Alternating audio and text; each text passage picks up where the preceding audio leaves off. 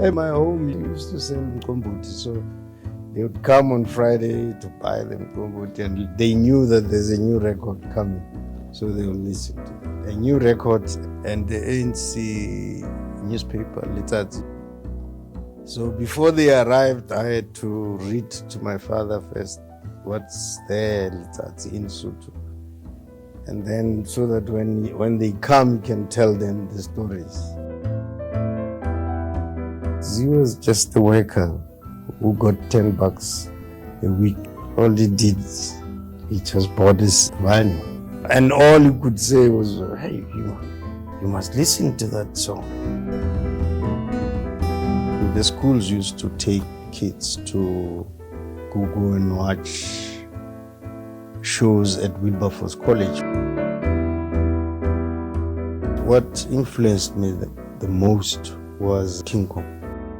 That musical stuck in my head. And I remember when I came back, all I could think of was just musical. I even started my own musical at home, at the shops and at home here. I would get guys to try and do it ourselves. And then at home also, on Sundays, all over Everton, there were traditional music being played. Groups like Black Mambazo. I used to attend all those. I don't know why, but I used to attend. I liked music. I mean, musically to me, it was all influences happening. And then that's where I ended up when I finished high school. I went to Dr. House, and joined African Music and Drama Association to study music. I became a director of EMI Records, which gave me a chance to travel to conferences and realized that in South Africa we don't have artist management. When my contract came to an end, I said I'm not renewing.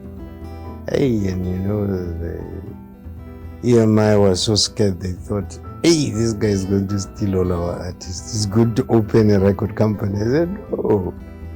So they then suggested that we start a joint venture. They were very clever. But I thought as well, oh, that's cool because I've got a very good backing. That's how T.Musicman started. The first artist that I had was Sipho Hotsticks Mabuse. T.Musicman grew up, and then Hugh Masekela came in, Abdullah Ibrahim. You know, they kept lining them up. But then Hugh Masekela became the deputy CEO at State Theatre. The first person he called was me and said, hey, I want black people walking into that venue. It's too pale, everybody's white coming. So that's how the Joy of Jazz started. And the board was very much against it. But Masekela with Alan Joseph, who was the CEO, were very persuasive.